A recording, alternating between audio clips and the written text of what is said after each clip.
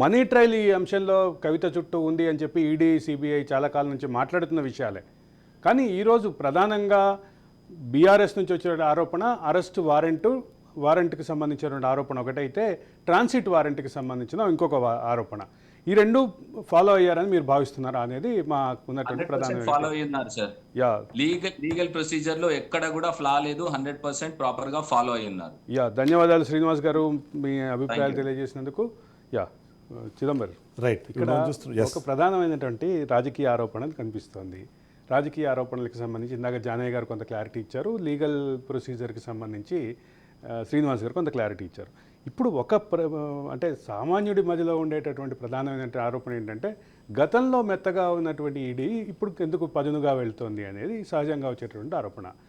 దీనికి నా అభిప్రాయం ప్రకారం అయితే రాబోయే ఎన్నికల్లో, అసెంబ్లీ ఎన్నికల్లో చేసిన తప్పు చేయొద్దు అనేటటువంటి భావం బాగా బీజేపీలో ఉంది.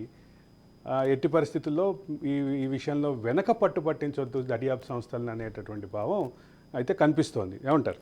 అయితే అంటే ఇక్కడ మనము అన్నింటినీ రాజకీయ కోణాల్లో చూడకుండా ఇక్కడ ముఖ్యంగా చూస్తే ఏదైతే ప్రొసీజరల్ ల్యాబ్స్కి సంబంధించి మనం డిస్కషన్ చేస్తున్నామో, ఎస్ఓపికి సంబంధించి చూసినప్పుడు ఖచ్చితంగా 15వ తారీఖు వరకు నాట్ టు అరెస్ట్ ఉంది. అంతేకాకుండా తనకి చాలా సందర్భాల్లో తన స్టేట్మెంట్ రికార్డ్ చేయడానికి ఈడీ చాలా క్లియర్గా ట్రై చేసింది. అన్ని సందర్భాల్లోనూ తను 2-3 విషయాలని తెరపైకి తీసుకొచ్చే ప్రయత్నం చేసింది. మొదటిది, తను ఒక మహిళ కాబట్టి గతంలో ఉన్న కొన్ని సుప్రీంకోర్టు ఆర్డర్స్ ప్రకారం తనని తన ఇంటి దగ్గరనే తను చెప్పిన టైంలో మాత్రమే వచ్చి విచారణ చేయాలి అని అడగడం ఒకటి. రెండోది, గతంలో తన ఫోన్లకు సంబంధించి ఆ ఫోన్లను ఈడీకి సమర్పించాలి అని అడిగినప్పుడు తను చాలా టైం వరకు నేను చాలా ఫోన్లు మార్చాను, ఆ ఫోన్లు నాకు తెలియవు, గుర్తులేవు అనే మాటలు మాట్లాడి ఆ తర్వాత విచారణకు వెళ్ళినప్పుడు వాటిన్నింటినీ ఒక కవర్లో తీసుకెళ్ళి ఎగ్జిబిట్ చేస్తూ తను అక్కడికి వెళ్ళి ఇచ్చొచ్చిన సందర్భం మనం చూసాం. మూడోది, తనని విచారణకు రమ్మని పిలిచిన ప్రతి సందర్భంలోనూ ఎన్నికలు ఉన్నాయి, ఎన్నికల్లో తను బిజీ ఉన్నాను, తను ఎమ్మెల్సీగా ఉన్నాను, నాట్ ఓన్లీ ఎన్నికలు, నేను ఒక ధర్నా చేస్తున్నాను, నేను ఒక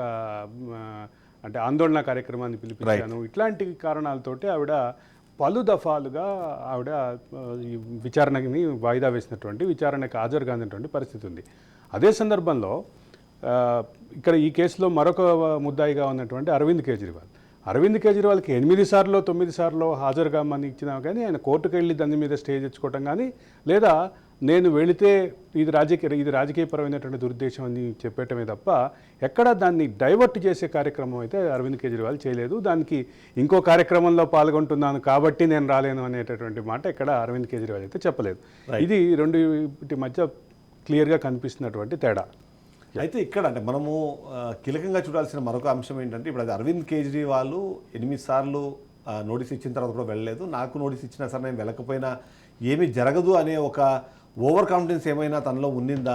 ఇవాళ సర్చ్ వారెంట్తో వచ్చారు అన్నప్పుడు ఇది కేవలం సర్చ్తో ఆగిపోతుంది, అరెస్ట్ వరకు వెళ్ళదు అన్న ఒక అనుమానమో, లేకపోతే ఆ ధైర్యంతోనో తను రిలాక్స్ అయ్యారన్న ఒక అనుమానం కూడా చాలా మందిలో కలుగుతుంది. బీఆర్ఎస్ వర్గాల్లో ఆ రకమైనటువంటి భావం కూడా కనిపిస్తుంది. బీఆర్ఎస్ వర్గాలు క్లియర్గా చెప్తున్న మాట ఏంటంటే, మా నాయకురాల్ని అరెస్ట్ చేస్తారని మేము భావించలేదు, కేవలం సర్చ్ వారెంట్ తోటి మాత్రమే వచ్చారు, సర్చ్ వారెంట్ తోటి వచ్చినటువంటి వాళ్ళు సర్చ్ వారెంట్ని ఎగ్జిక్యూట్ చేయకుండా అరెస్ట్ వారెంట్ని లోపలికి వచ్చిన తర్వాత అరెస్ట్ వారెంట్ ప్రొడ్యూస్ చేశారు అనేది.